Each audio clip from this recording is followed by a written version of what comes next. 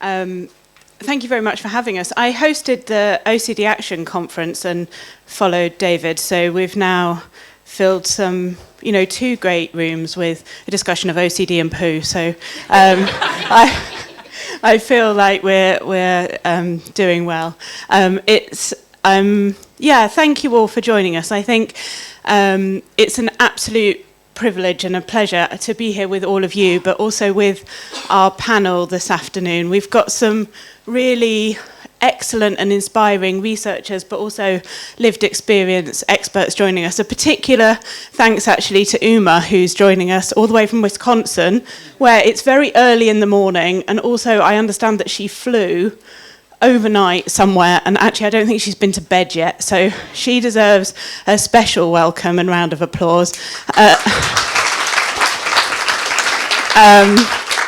And also Tobias, who's joining us from Germany, and he's hugely busy and also is taking time away. I think he had to do serious negotiation with his wife because he has a very small family. So, so huge welcome. And also to Catherine and Dr. Miller, who have, travelled a long way to join us and are super busy. So what I'm going to do to start off with, in a moment I'll get everybody to introduce themselves, but just also to say a little bit about OCD Action and why we wanted to kind of convene this panel and this talk this afternoon. So OCD Action we're a charity and we support people directly with lived experience of OCD.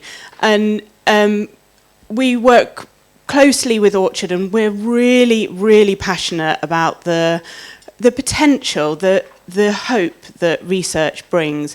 But sometimes I think there can be a bit of a gap between the really inspiring change that research can have for the OCD community and the actual it reaching the OCD community. Sometimes research can be a little bit inaccessible for people with lived experience of OCD.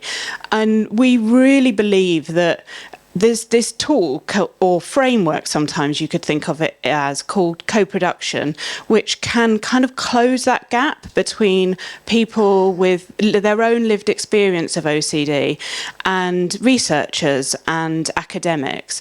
And the people on this panel today, I think, are some of the people that are really pioneering the way and are showing evidence of how effective co-production can be. So I'm really hopeful that this next kind of 50 minutes or so that we've got together, you will get a chance to kind of hear a little bit about how effective co-production can be and how it really can bring some of this amazing research that's going on to life for people like yourselves that are living with OCD on a day-to-day basis.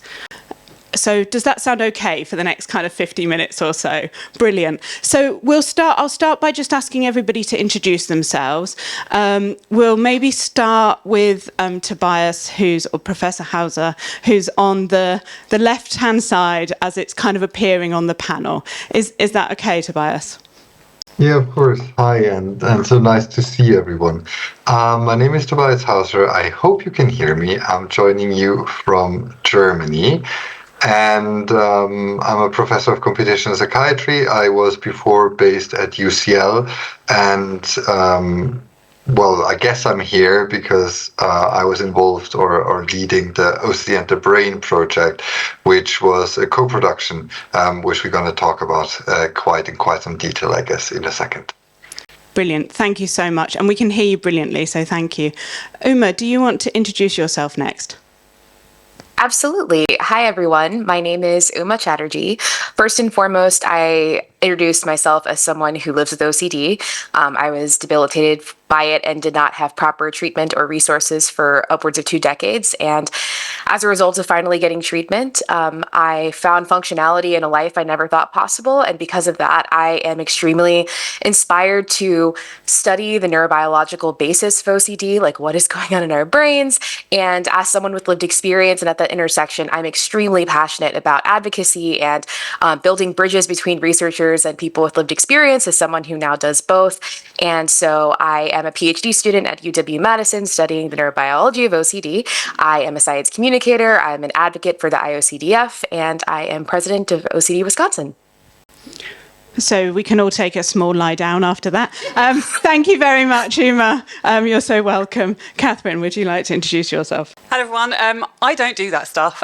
My name is Catherine Benfield. I have OCD. I've had OCD since childhood. I'm an OCD advocate, and I've done just loads of stuff about spreading the word about OCD. I've been a producer on a film about OCD and violence-based intrusive thoughts. I run Tame and Olivia, which is a website about supporting children with OCD, mainly children now. It was adults as well. I'm a trustee at OCD Action, and I suppose most relevant to this panel is that I've been part of quite a few co-production research projects throughout the years, and with my favourite one with Josie. Dr. Miller. Hi everyone. As Lee said, my name is Josie. My background is as a clinical psychologist, and I trained in Australia, and the best part of the last 20 years I've been interested in working with people experiencing OCD, providing cognitive behavioural therapy. And I work 1 day a week at this clinic, which is relatively new, so I've got some flyers here if anyone's interested, which is the Oxford Health Specialist Psychological Intervention Centre. Quite a mouthful. I'll leave them at the front for you. And then the rest of my time I'm at the University of Bath, where I work on a Doctorate of Clinical Psychology program, and in that capacity have an opportunity to do some research, and that's where my co-production experience comes in. Fantastic. Thank you. And thank you all so much for being here. So I suppose the place to kind of start in terms of our discussion is to think about what co-production actually is. So it can be a bit of a controversial term and maybe quite a complicated term. So maybe we can just have a bit of a think about what it means to us as a panel. Dr. Miller, maybe you'd like to start by defining co-production. Yeah, sure. So we thought perhaps it would be useful to share with you the NIHR sort of definition, or how they like to think about co-production from their guidance. So there's kind of three main points here that I think are important to draw your attention to. So the first one is picking up on the idea of researchers, practitioners, and members of the public all coming together to be involved in research. And within that first statement, there's the idea of sharing power and thinking about what that might look like. And there's also the idea of sharing responsibility from the start of the project until completion, which may include dissemination. The second part of what they're suggesting here is that those affected by the problem that the research is being aimed at to help or benefit are really well placed to contribute towards the research. And the third is that it's actually, the idea of co-production isn't so much a specific methodology in itself, but it's more guided by principles. So thinking about what those are in particular. So I'll let others contribute as well, but that's kind of how I've been thinking about using that definition and thinking about co-production within my research. Thank you. Would you like to, Uma, would you like to add anything from your perspective as a lived experience researcher in defining co-production? Absolutely. I think that people often hear that term, and because of the inherent power differential that's existed for so long and that's been perpetuated across all communities of, research being this thing that people with lived experience looked up to, and conversely, people with lived experience oftentimes being construed as patients, sometimes people think that co-production just means like talking a lot more rather than really making people equal and valuing their expertise. And I think we'll get more into this later. But it definitely doesn't mean that, people with lived experience are overriding the research or scientific process or not understanding the nuances and intricacies. It's really bringing collective experience and only making everything we do better. So there's a lot to unpack there, I think. Thank you. That's really helpful. I think that I think there was two really important things that came out there, which was the idea of working collectively together, everybody having their role, and that sense of safety right from the start. Professor Hauser, is there anything you'd like to add from your perspective about how you really view co-production?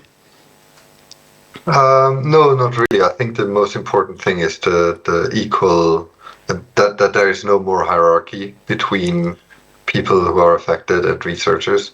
I think that was the most important part for us in these different processes that we've been involved in. Thank you.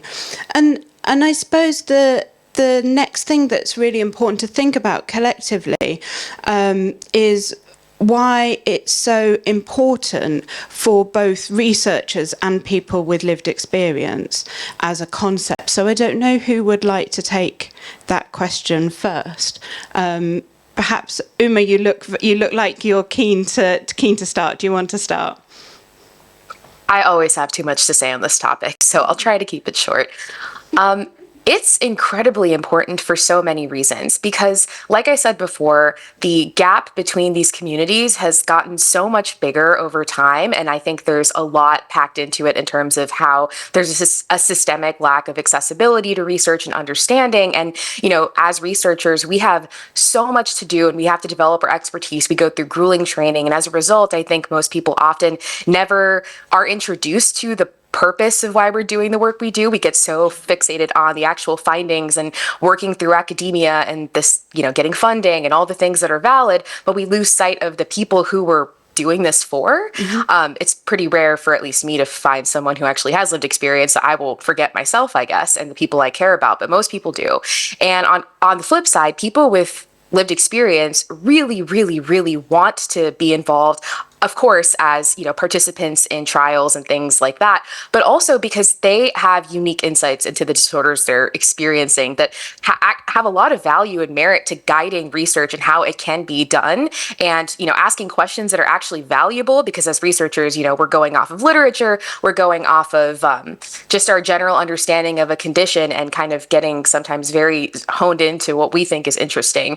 But if that isn't as relevant to people who actually suffer and need the help from the research that we're doing, then what is the point of what we're doing? I think that's a question we always have to ask ourselves. And so having that communication and that dialogue and doing things together and harnessing each other's expertise can only make research more impactful and more translatable, and ultimately, for the researchers out there, get you more resources to do the work you actually want to do. So on a high level, it's so crucial and it's just so underdone. And what I didn't say before, by the way, because I know there's a wide variety of people and what the kind of research they do is here. I think at first glance, people hear co-production and think, oh, that means like if I work with humans, or, you know, if I work with people in a clinical setting, then that makes sense. But if I'm working more, you know, whether it's imaging, and I know Tobias can talk at length about that, whether it's imaging or even more mechanistic preclinical things like I do, like I work with cells, I work with brain tissue itself, like that it might not have a place, that's absolutely not true. You can definitely do co-production and it can be so valuable and so incredibly important across every facet of how we do research, I think.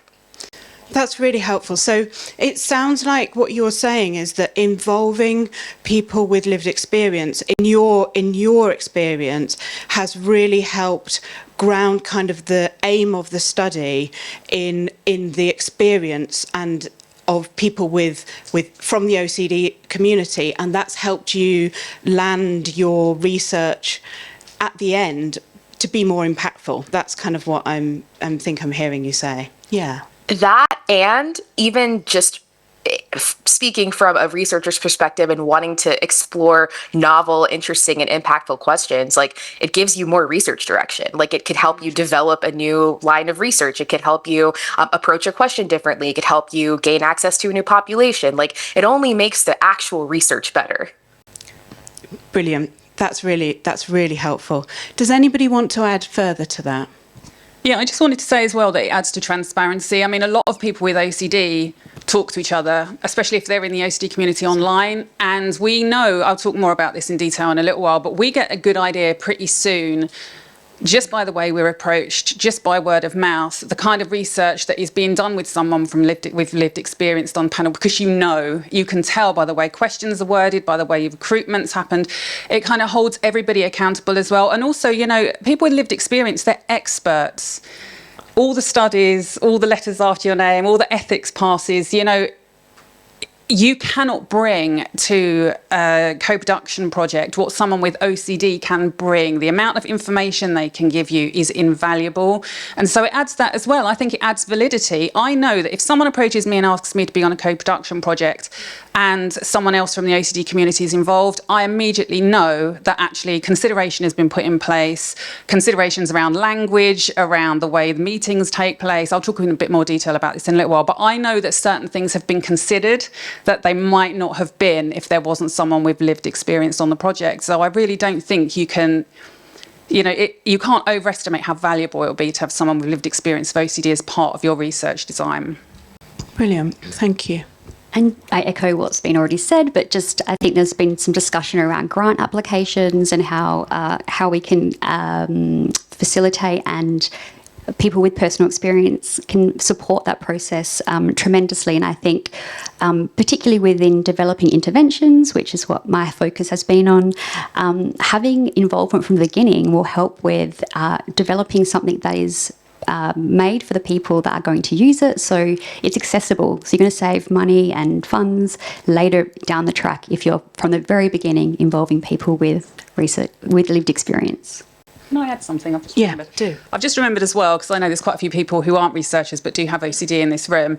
Actually, I've been doing advocacy for about 10 years now, and I would say that taking part in co-production and research has been one of the best things that I've ever done. I mean, I know that the hours that I am putting in are creating real change for people with OCD. And, OCD is brutal, it's horrible, and having lived that is awful, but it really empowers me. Sharing posts on social media is also excellent, anything to spread the word, but knowing that I've sat there with people who are dedicating their lives towards bettering the future of people with OCD, I mean, that's incredible. Knowing that I really could bring my knowledge and my suffering and what I've been through to that is wonderful. And so if there is anyone in here thinking about doing it and they have OCD, I would really, really recommend it. Yeah, it sounds empowering that you're It was you're part incredibly of something that's changing things. Massively empowering, yes. Yeah. Okay, so I feel like what we've heard is that this is something that can be transformative, empowering, really exciting. So why isn't it happening all the time in every research project? There must be some challenges. Professor Hauser, you're smiling quite a lot. What are the challenges? Why doesn't it happen straight away in every project, in your experience? Yeah, I guess there are a number of contributors. One is just a lack of knowledge. I don't think the research community really knows what co-production is, or at least until a few years ago. So there's definitely a big change happening. And I think when I look across different countries, the UK is one that is leading. So I feel like on the continent we're a few years behind. So I'm trying to push that into people's conscience as well over here in Germany. So first of all, we just don't know. It's not built in the system. It's not a tradition, and therefore you first have to know about it and then kind of understand what it means. And there are skills involved as well, right? So Catherine was mentioning, certain wording. How do you approach this? There's a lot of knowledge that if you get trained in science, you usually don't get a training in that. So that takes time. And then I think the other point is it just takes more time. At least like from a researcher standpoint, you have to think about it. You have to plan more in advance. When writing a grant, usually, it's not that I know that in 2 years I'm going to submit a grant. Usually it's like, in 5 weeks I have to write 50 pages. So I could come up with something. So it's all very rushed and very pressing. And to then have the time to build in consultation sessions, co-production sessions, is just an additional burden. And I guess some people just skip it because it's easier. Yeah, that makes a lot of sense. And I think the commitment that's required right from the start can be something. It takes a lot of commitment, right? Uma, I think you had some things you wanted to say on this. Is there something you want to add? Yes, and thank you all for allowing me as my very blunt self to be on this panel, because I'm just going to say it how it is. I hope everyone receives it with the good intention that I have. But to be so honest, as someone who is a researcher in the academic system, getting my PhD, as someone who lives with OCD, as someone who talks about it very openly, I can very much name the fact that there is still so much stigma and bias against people with lived experience. Even if you are a researcher, even if you've, earned your merits in that way, I, to this day, continue to face this, this stigma against the fact that I am still seen as a patient, which should not be something that disqualifies anyone to begin with, but in the world of research and where people are seen to need to operate in a certain way and have certain faculties or whatever distorted version of productive and worthy that exists in this world because of the way that we pathologize illness, obviously, for the purpose of studying it, there's a stigma against people who have lived experience. And so when you take that to the next level of then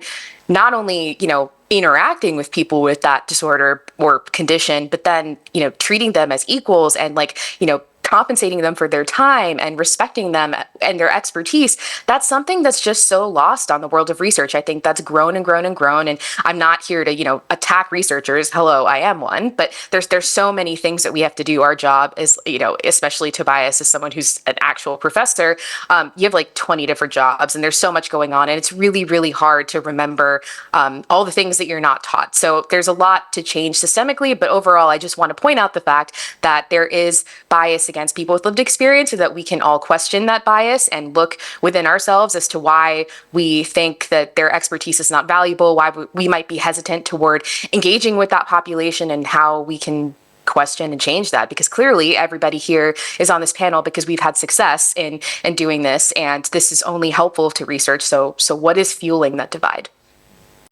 I think that's a really important point to raise, because I think everybody in this room is completely committed to changing that divide, but I think it is something that everybody on the panel would also say at times they have seen some indication of. So I think it's really important, but I also know that you come with huge hope for that changing, and that you have seen 100%. You have seen it change, and that's such an important, but it is a really important point to raise. Is there anything anybody else wants to raise in terms of hurdles before we move on to thinking about why co-production can work so effectively? No?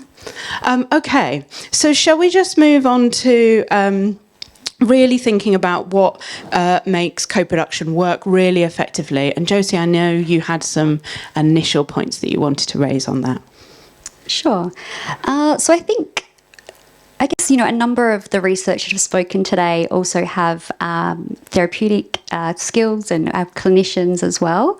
And I think, embracing the values that are a part of the co-production process, which we mirror them already within our clinical work in terms of, taking that therapeutic stance that you may have when you're working with someone that's experiencing OCD.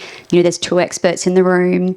You have some expertise as the therapist, and the other person you're working with has expertise in their OCD. They know that best. And I think it's embodying those principles and taking that into the research. So starting to think about how we can actively share power and what that would look like within the research process.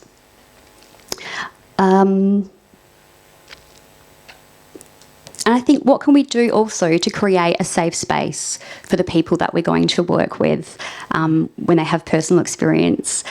And it's a big thing, right, to share what you've been through, and to do that within the research capacity. So it's really important that we as researchers think about what we can do to make that a safe space for everyone to feel comfortable and empowered to be part of the research process.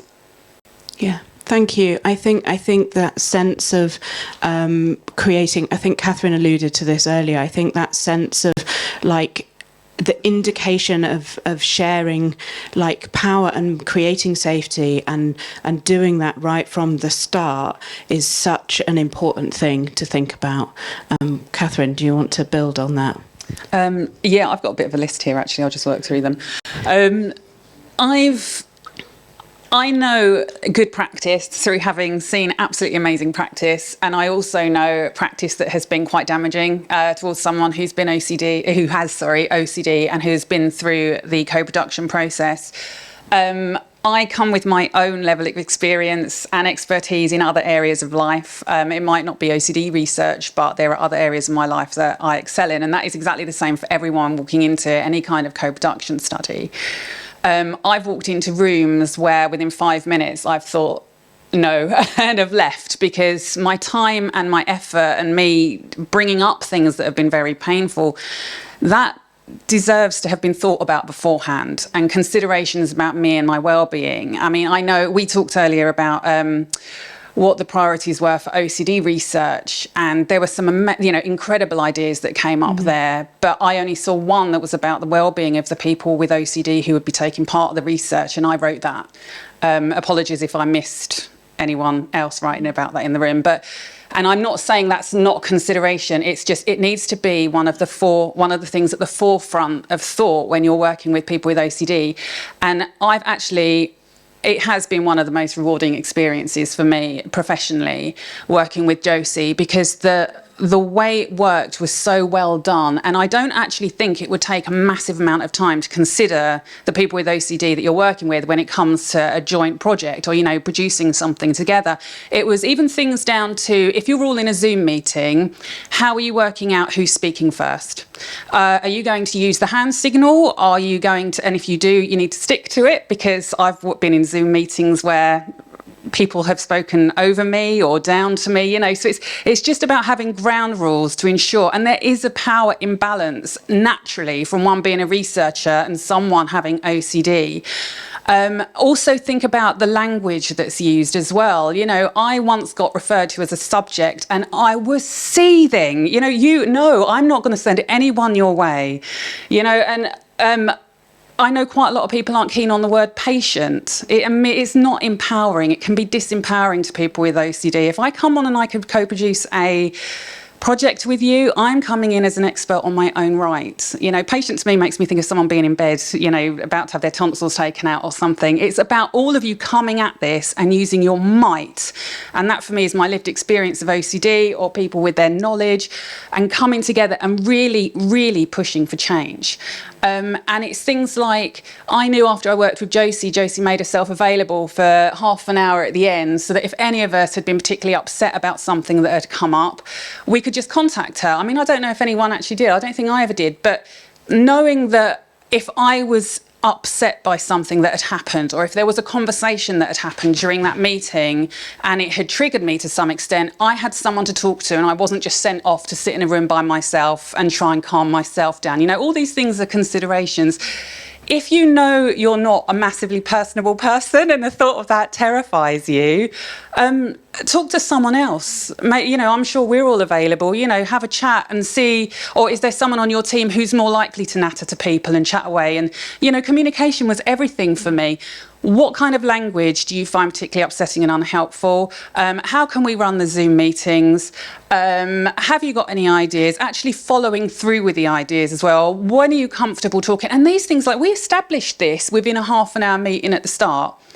So it didn't take a really long time, but the impact was amazing, and it set an environment for me. And I know lots of other people who've taken part in co-production, co-produced research together, and they've found that completely, it's just been amazing for them. They're empowered from the start, and it makes a massive difference. So that sounds like really like setting out on a commitment to working together as a team and thinking about language and a real commitment to being together on the project right from the start is really important. Yeah, absolutely. But also that meeting then covers you, so that if something does go, no one wants to be that. I don't like that word. I'm off. No one wants to be like that. Everyone wants to help each other together. And if you establish that respect and that shared power at the start, if you face a hurdle, which you're working together for months on things that often have to come together last minute and are quite pressurised, you can just say it. It's like, I wasn't keen on that. Can we just work that? So it kind of sets you up on the right. That sounds like really helpful advice for everybody, thinking about whether they'd like to be involved in co-productive design. Is actually what you're thinking about is building a team. that can work together really well. Brilliant, thank you. Professor Hauser, is there anything that you found has worked really well that can make co-production really effective? I think Catherine put it really well. I think, and obviously I'm only coming from the side of researchers, so how the experience for people with lived experience who take part in our co-production is, I hope we're doing it well, but I can't really comment on that. I think for me, when I started off this journey, just to give my own perspective, I guess I was somewhat aware of all these considerations, but I wasn't quite sure how to put them in place.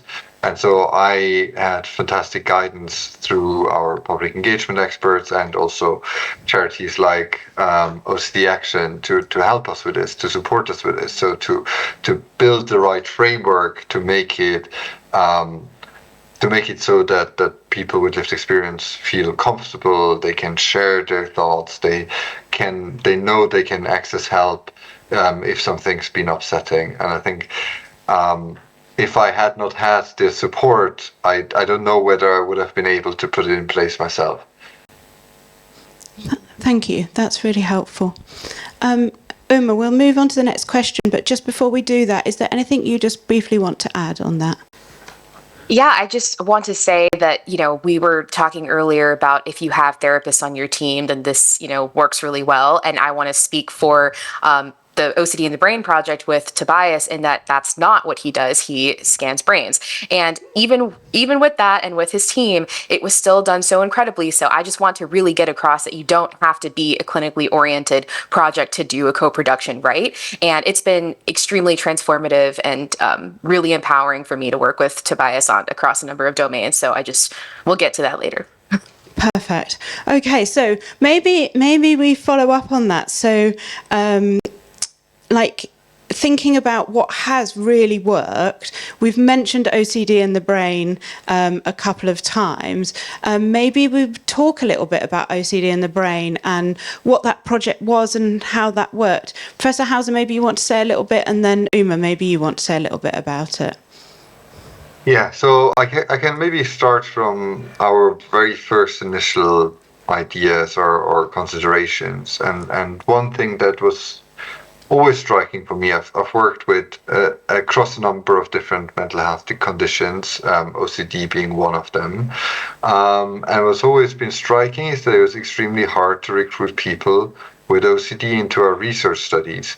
It was very different in other disorders, and I never quite understood why. And so I think I approached this whole topic from a very naive, just trying to understand why is it so difficult to appeal to people with OCD to come and join our studies.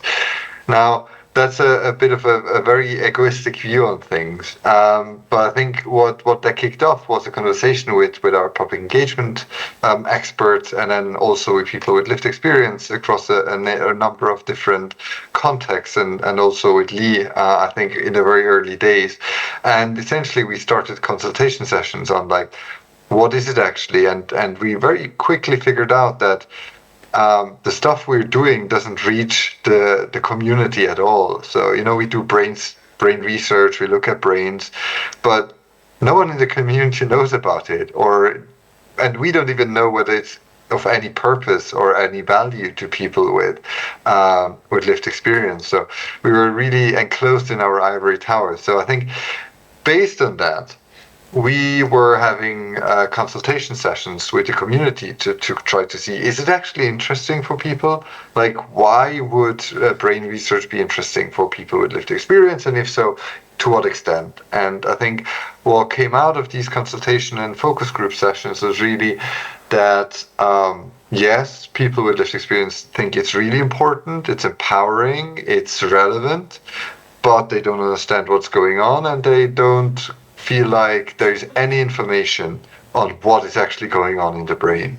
I think based on that insight, we decided to apply for grant funding, and then luckily got it to create OCD in the Brain, which is this research which should be the translation between brain research and the community. So in a nutshell, we built a website and animation for people with lived experience, but also their relatives and probably also the wider community, to explain what's happening in the brain for people who live with OCD, and build a lot of information around it, and really develop the content together with people with lived experience, so that we give the relevant information and not just talk about anything or just our own research.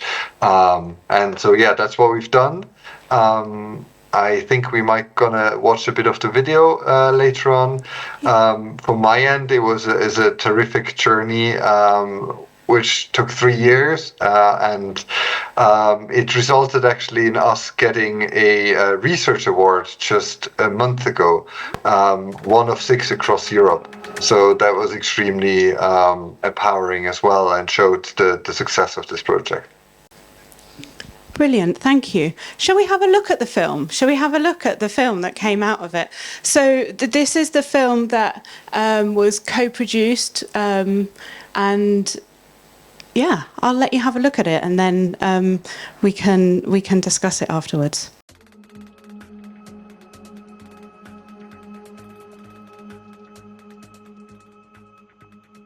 Dear OCD, who are you? Why do you exist? I want to understand you better.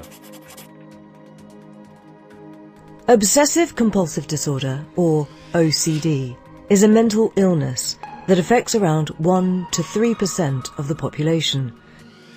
People with OCD typically experience obsessions, intrusive thoughts, doubts, urges, or images that can make the person feel very distressed and anxious, and compulsions, repetitive behaviours or thoughts typically aimed at reducing the anxiety, fear or disgust caused by obsessions. OCD is a disorder of the brain, meaning that OCD symptoms are caused by how the brain works.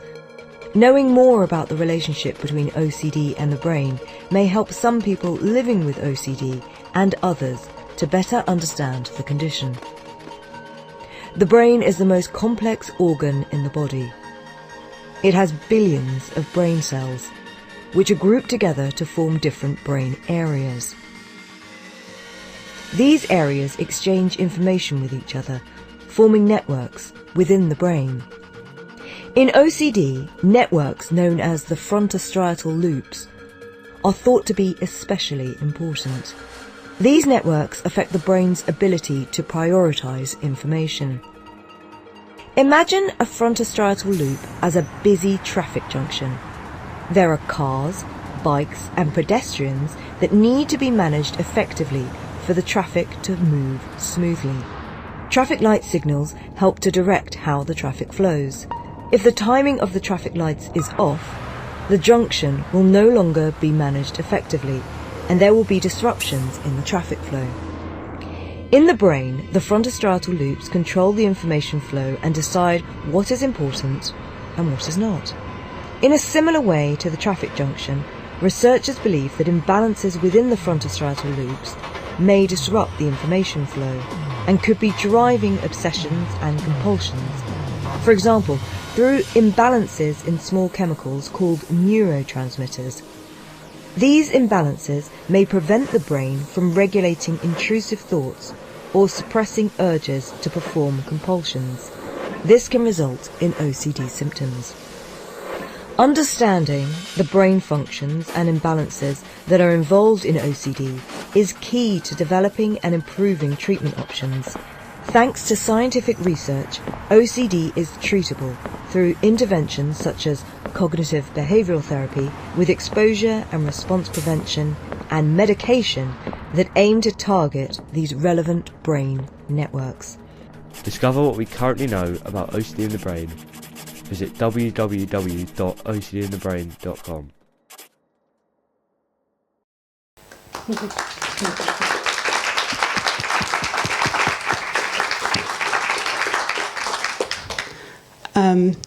So, I mean, I will let, and there'll be a chance at the end. I'm just keeping an eye on the time. there'll be a chance to ask questions at the end if you've got any for Tobias or Uma on that. So that was the film that got produced, and as Tobias was saying, there's a whole website that was associated with it. And Tobias, I don't know if you want to say anything more about how that was put together, or anything more about the film. Yeah, do you just want to follow up? Yeah, I'm happy to speak about it. So, when we started off, we were really mindful of trying to create an environment which counteracts this hierarchy we were speaking about earlier, so that the researchers are no longer the experts. Now, that's somewhat challenging if the money sits with the researchers and it's our task to do it. So we were really kind of contemplating on how to best do it, so to make us participants rather than the ones who are leading the research. And I think that to accommodate that, we decided in a first phase to have co-production workshops, which would be run by a creative facilitator rather than us. So what happened is that we have a number of co-production sessions, and those were run by the creative facilitator and the researcher. So I, myself, and my team were participants together with people with lived experience. And we had two panels or two streams, one for young people with lived experience and the other for adults or guardians of young people living with OCD.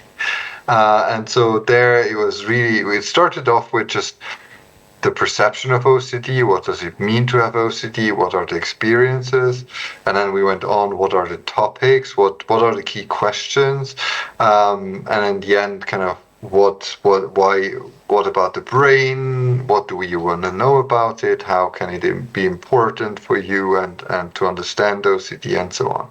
And so through this co-production, there really, I think a dialogue emerged between the people with lived experience and the researchers, where it was a level playing field between us. And out of that co-production, we came up, there were a number of questions, a number of topics that people really wanted to know about. And then we took these questions and then we produced the resource, the video, as well as the website that we developed later on in another series of so-called gatekeeper sessions. So we had a number of different gatekeepers on board. Obviously, the IOCDF and OCD Action as the charities. Uma was one of the very active gatekeepers who was critical because she was both, in a way, a researcher as well as someone with lived experience. And so we kind of started off taking these questions, trying to come up, how can we put it in a narrative, how can we address them, and working through that all together. So from structuring, what is the information, how can it best flow, how can people best understand it, to what do we put in the animation. But then we went on and went into much more detail. For example, which colors shall we take, which font, how do we visualize OCD so that it is not traumatizing, but it still kind of brings across that it's no piece of cake is not fun, right? So, I mean, I as a researcher would have been lost with that question. So it was something where there was a lot of discussion around that. A lot about wording as well, how do we portray it? Do we talk about patients? Do we talk about lived experience? A lot of those discussions we had as well. And we produced that. That was probably the longest part of the whole process. And then we worked together with the creative studio, Boyle and Perks, who then very nicely animated the video and put together the page for us. Went through a number of iterations, and then at the very end, which was at the beginning of this year, we had a big launch event hosted by OCD Action and IOCDF, where we talked about it, we presented it to the publics, which was, from my perspective, extremely successful, and was really critical, because you can create a fantastic website and no one will ever know about it, and then the goal is not achieved. So I think that was really important as well. And I think the launch event actually was very much brought to us from the community. I think there was a suggestion by the gatekeepers or the charities to kind of do that and give it create the audience that it deserves. Brilliant, thank you. That's really helpful. It gives us a really good understanding of what worked. I want to give Dr. Miller a chance to speak about the project that she was involved in. Uma, is there anything briefly that you want to add that was important about that process that worked from your perspective? Just a few things. One, I think for anyone who understands OCD neurobiology in the audience, you could watch that video and you could see that it was so well done. It's accurate and it's also understandable for people with lived experience in the panel, conversely. And to me, that is a prime example defying the myth that it's just too hard to explain research accurately, and it's too hard because we have so much expertise and we have all this jargon and it's just necessary, and that's why we don't communicate it. This project was evidence, and there's much more evidence, as you'll see, that that's not true. And if you put in effort and thought and you really work with people with lived experience and you in some ways humble yourself and understand that like you can do it, you can actually achieve it. So I'm very, very proud of this project and how it defies that standard. And then also, I just really want to emphasize that, for me, I came on, like Tobias said, as someone with lived experience because that's how I was recruited to the project.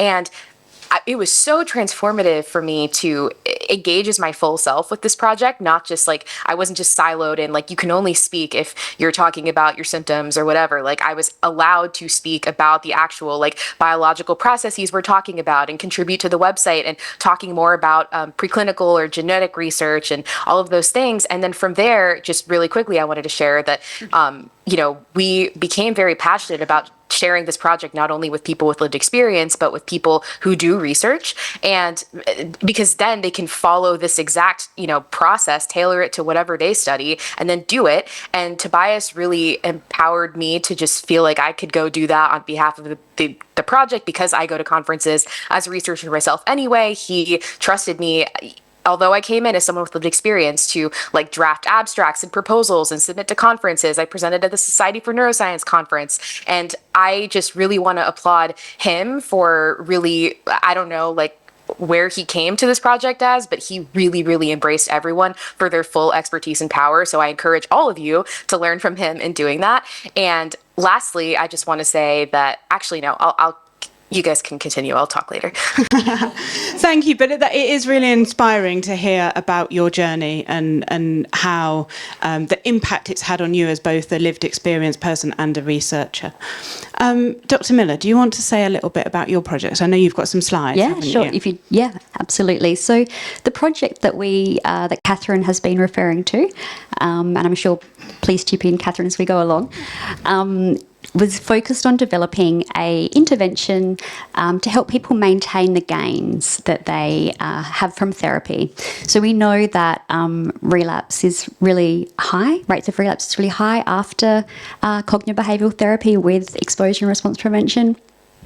So we decided to develop a blended intervention, so kind of capitalising on the best of both worlds. So we've got a 10-session intervention, which is in small groups, and you can see in the orange there's themes there with each session focused on a different theme, and those themes came from previous research that linked to ideas or areas that we know are linked to relapse. And then and I guess I should have said before that the idea of a blended intervention was developed in collaboration with people with personal experience. So they're the best ones to ask, right, in terms of what kind of intervention would be best for you, what would support you, what do you want? And that's where we came up with the idea of having an app that can be used any time the person wants to, that might be useful. And so the idea is that can be used in between the group sessions. So we know the first 12 months after CBT is when people are most at risk of experiencing a relapse. So we wanted to have the first 3 sessions developed, delivered every 2 weeks, and then we're going to spread out the rest of the sessions monthly so that we can cover as much of that time as possible. So we've just tested it with a small pilot so far to look at usability and acceptability, and that was very positive in terms of it being very acceptable and usable. And I think one of the great things was having people involved with lived experience from the very beginning. So, coming up with the idea for the intervention, I think we recognised both as a therapist and researcher and people that have had treatment for OCD that this is something, there's a big gap there. It's not within the NICE guidelines. And then, all the way through from the grant application and then all the way through to dissemination was a kind of a co-produced effort. And we have a paper coming out which kind of will tell you a lot more about exactly what we did. It's just been accepted in the BMC Psychiatry in their special issue, which is focused on, I think it's named Patient Involvement in Research. So you can read all about what we did in detail there. But Catherine, did you want to add anything else about the experience of being involved in that project from a person or expert with lived experience perspective? I think I've covered it a lot already, but I suppose I would just want to say a massive thank you for getting me. Well, no, but it was the way you were, the choices that you made, having Erin on board as well. I think it was very open and it was very welcoming. And I always knew that if there was an issue, that it would be accepted and addressed, and we would find a way forward. And I always felt very, very listened to. And it was just part of the way it ran, wasn't it? As we said earlier, it was established from the beginning.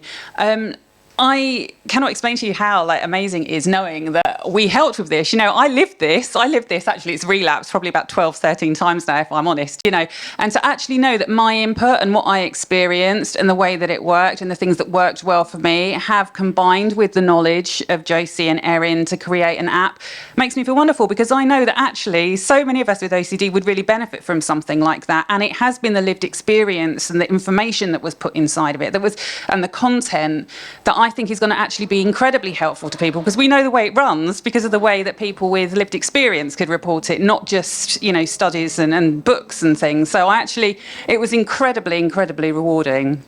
So I have a couple of questions on that. So I feel excited listening to you say that. If anybody else is thinking, okay, I'd love to get involved in a co-production project, what would be I'm super aware of time, but what would be the two things you would say to give people a tip to get involved in a co-productive project?